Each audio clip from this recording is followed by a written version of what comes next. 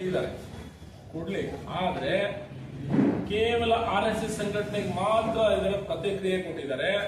ಉಳಿದ 9 ಸಂಘಟನೆಗಳನ್ನ ನೆಗ್ಲೆಕ್ಟ್ ಮಾಡಿದೆ ಸರ್ಕಾರ. ಆದರೂ ನಾವು ಒಂದು ಕೋರ್ಟಿನ ಆದೇಶಕ್ಕೆ ತಲೆಬಾಗಿ ಇವತ್ತೇನು ಆದೇಶ ಬಂದಿದೆ ಅದಕ್ಕೆ ನಾವು ಸ್ವಾಗತ ಬಯಸ್ತೀವಿ. ಆದರೆ ನಾಳೆ ಸಂಡೇ 16ನೇ ತಾರೀಕು 16 ನವೆಂಬರ್ 2025 ಏನು ಪಥಸಂಚಲನ ನಡೆಯುತ್ತೆ RSS ಅವರು ಚಿತ್ತಾಪುರ್ ನಗರದಲ್ಲಿ, ಆ ನಗರದಲ್ಲಿ ಪಥಸಂಚಲನ ಮಾಡಬೇಕಾದಾಗ RSS ಸಂಘಟನೆಯವರು ಲಾಠಿ ಹಿಡ್ಕೊಂಡು ಪಥಸಂಚಲನ ಮಾಡಕೂಡದು ಅಂತ ಹೇಳ್ಬಿಟ್ಟು ನಾವು ಪೊಲೀಸ್ ಕಮಿಷನರ್ಗೆ, ಜಿಲ್ಲಾಧಿಕಾರಿಗಳಿಗೆ, SP ಗಳಿಗೆ, ತಹಸೀಲ್ದಾರ್ ಅವರಿಗೆ ಮನವಿ ಕೊಟ್ಟಿದ್ವಿ. ಯಾಕೆ ಅಂತ ಹೇಳ್ತಾರೆ, BNSS 2023 ಸೆಕ್ಷನ್ 163 ಪ್ರಕಾರ ಯಾವುದೇ ಆಯುಧಗಳನ್ನ ಹಿಡಿದುಕೊಂಡು ನೀವು ಓಡಾಡುವ ಹಾಗಿಲ್ಲ. ಓಡಾಡಿದ್ರೆ ಅದು BNS 2023 ಸೆಕ್ಷನ್ 163 ಕಾನೂನು ಉಲ್ಲಂಘನೆ ಮಾಡಿದಾಗುತ್ತೆ.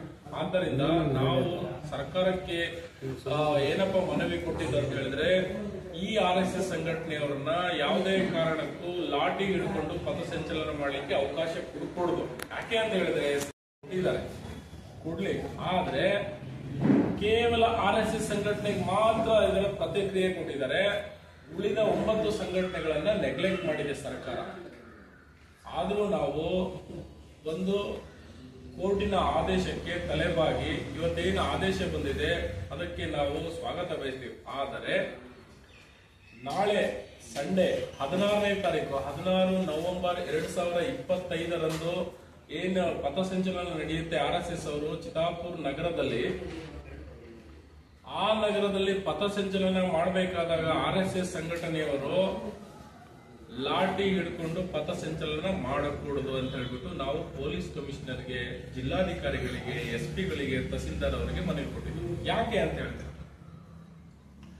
BNSS 2023 ಸೆಕ್ಷನ್ 163 ಪ್ರಕಾರ ಯಾವುದೇ ಆಯುಧಗಳನ್ನ ಹಿಡಿದುಕೊಂಡು ನೀವು ಓಡಾಡುವ ಹಾಗಿಲ್ಲ. ಓಡಾಡಿದ್ರೆ ಅದು BNS 2023 ಸೆಕ್ಷನ್ 163 ಕಾನೂನು ಉಲ್ಲಂಘನೆ ಮಾಡಿದಾಗುತ್ತೆ.